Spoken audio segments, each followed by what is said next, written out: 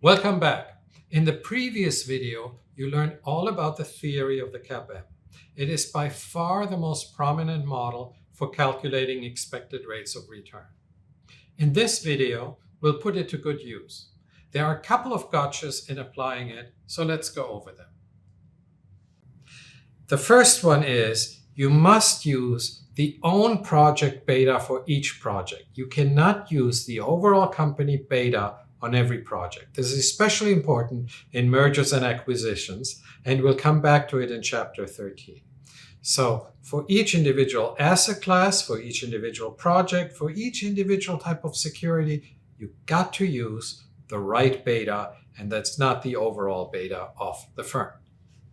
Remember what we did in previous chapters? We looked at linear functions. So we know, for example, that the expected rate of return of A plus the expected rate of return on B is the same as the expected rate of return on the portfolio of A and B. That's universal. That's not just in the case of the capital asset pricing model. So whatever we may have, what we're actually discussing here will also work with other models. It's just that this is the first model that you have seen in which expected rates of returns are so different based on risk. Now, we also know that portfolios are linear combinations. So the portfolio P, if that consists of A and B, we can just take the weight of A, the weight of B, take the weighted average. That will be the rate of portfolios. And we know that firms are really just portfolios of debt and equity. They consist of nothing but debt and equity. Market betas are linear functions too. That is, if I've got a beta of 1 and a beta of 2, and I combine them and they're equal-sized project, then my beta is going to be 1.5. And usually we can omit the comma M at the end, because when I just say beta, what I mean is market beta. So here's an example. If the rate of return of the firm consists of 80% the rate of return on the debt, it's more debt than there is equity. Equity, of course, is the remaining 20%. Then the beta of the overall firm is 80% the beta of the debt plus 20% the beta of the equity. Now, the CAPM has to hold for each component and in total, which means I could apply it to debt, even though it's a stupid application, because I have much better ways to come up with the expected rate of return on debt. But in principle, it should hold there just as it holds for any other asset. It holds for the equity, and if I weight them appropriately, then it holds for the firm. And all of this is beautifully consistent. Now, for small debt levels, that is, the firm just has a tiny, tiny bit of debt. Most firms, the debt will be practically risk-free. So under those circumstances, maybe the beta of the debt is around 0 or about 0.2, but it's a tiny, tiny number. So in this case, the firm debt is nearly risk-free. The beta debt is just about 0. The expected rate of return is close to that of US Treasuries. Now, if the beta of the debt is just about 0, because the debt is just about risk-free, then I'm going to have my formula as before. The beta of my firm is the weight in the equity times the beta of the equity plus the weight of the debt times the beta of the debt. But the beta of the debt is just about 0, as we just said. So I can forget about the second term altogether, and it's just the first term. It's the amount of equity in the firm, which divided by the size of the firm, which in the previous example was just 20%. So the beta of the firm would then be approximately 20% times the beta of the equity. You can turn this formula around if you want. This is called delevering the beta, sometimes also called delevering the firm, sometimes also called unlevering the firm. We unlever the beta. Now, holding the assets constant, as the firm alters its debt equity mix, the beta and the value of the firm should not change. Overall, the firm as a whole should still have the same cash flows, should still have the same beta. But what that implies is that the more debt a firm has, the higher is its equity beta. Look back at the formula. Remember, the beta of the firm and the beta of the equity are associated in this way. And if you change the W, something will change to either the beta of the firm or the beta of the equity. Now it's got to be the equity beta because we just said firm beta's got to be constant. Now, some consultants stupidly or deliberately overlook the linkage between a firm's debt equity mix and its equity beta. They tell clients such things as it's cheaper to issue debt because the debt expected rate of return is lower than the expected rate of return on the firm. Why is this wrong? Please pause this video now, answer the question on a piece of paper, and then continue. Well, it is true that the expected rate of return on the debt is lower than the expected rate of return on the equity, but the overall cost of the firm has not changed. The value of the firm has not changed. All of that, we are in a perfect capital markets. It couldn't possibly be that you make money out of nothing. Now, later on, when we talk about imperfect capital markets, it can actually happen, but not in our perfect capital market world. And remember, the CAPM actually requires a perfect capital market world. So let's illustrate what we know about the beta of the equity and the rate of return on the equity numerically. So in this example, I've got a risk-free rate of 5%, an equity premium of 10%, a little bit large, but this is for example's sake. And we are going to have a firm that has a beta of 2, and the firm is worth $100. Now, that's going to remain constant. The amount of money that the firm is worth stays constant. The beta of the firm is constant. What we want to figure out is when I issue debt and retire an equal amount of equity, what happens to the beta of the equity? And here, using the formulas that we just had, are the answer. So if you have no debt whatsoever, the beta of the equity is just the beta of the firm, which is 2. And the expected rate of return is, using the CAPM formula with a 10% equity premium, is 25%. If you issue just a little bit of debt, $10, that means that your weight of debt in the capital structure is 10%. The beta of your equity is going to go up a little, 2.2, and the expected rate of return is going to go up a little. Not much is going to change. Even with a debt of $50, there is not that much difference. Okay, the beta is 4, and the expected rate of return on the equity is 45%.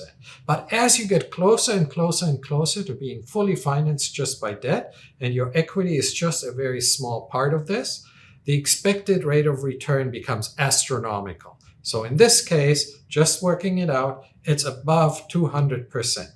So if you have a firm that is very, very levered, a small increase in debt can cause a very large increase in the equity cost of capital. Now, you may ask yourself, what kind of firm is crazy enough to have a leverage ratio of 90%? It's actually not that crazy. So you, with your house, chances are, when you first took out your mortgage, you have a leverage ratio of about 80%. Most of your house will be financed by a mortgage, and the customary amount is 80% is mortgage financed. Banks and financial institutions, Wall Street firms, very often are financed with leverage ratios of 95, 96, 97%. Huge. So if they just take on a little bit more debt or a little bit less debt, the effect on the expected rate of return on their equity, which is traded in the stock market, is huge.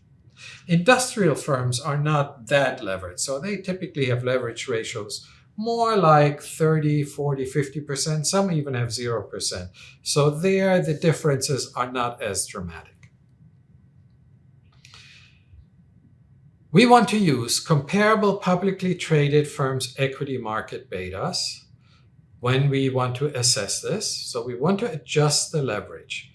The firm leverage, and the firm consists of debt and equity with the appropriate weights.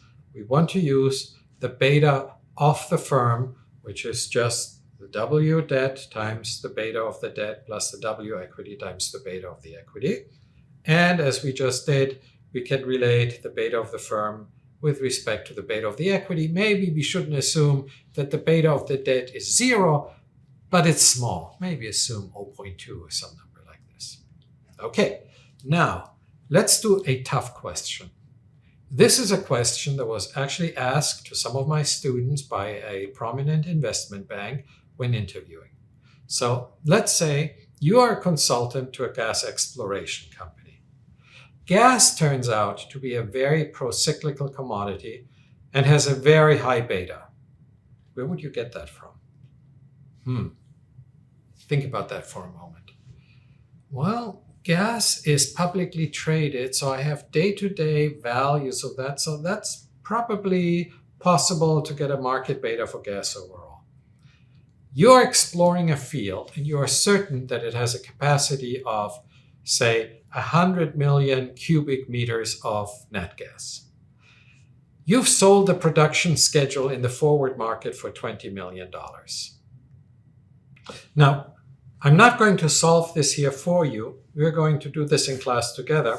So I hope you're going to take this question and think about it for yourself. Write your answer on a piece of paper. Here's another one that was in the same investment banking interview, but this one is very common. Briefly describe for me a recent merger and what you think about it. Other very common questions interviewing with investment banks are such things as, tell me what you just read in the Wall Street Journal that caught your attention. Tell me something that you would tell a client to change because of something that has just recently happened. Later on, we are going to do a lot of NPV applications. Part of these are going to be related to how we evaluate costs of capital, so we come up with the appropriate costs of capital. One thing that's really important, and I said that earlier, you cannot assume that the cost of capital of one project in your firm applies also to other projects in your firm. So different parts of your firm can have different betas. It's especially important in acquisitions or when dealing with vastly different projects. The CAPM is a beautiful model. It remains consistent with all these insights because the expected rates of returns and beta are both linear. This linear application, this linear model just works fantastic. What have we not done? There's a lot more technical stuff we're not doing in this class.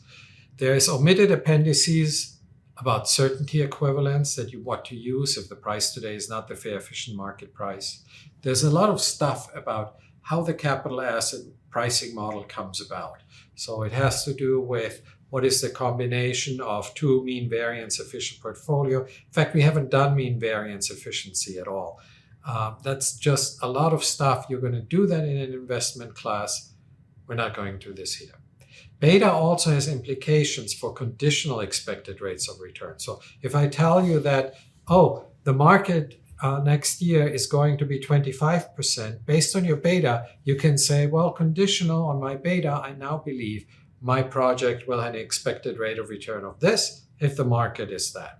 And similarly, you can also estimate what the risk is going to be. If I tell you that the market is going to be 25%, you can tell me what you think is the volatility of this.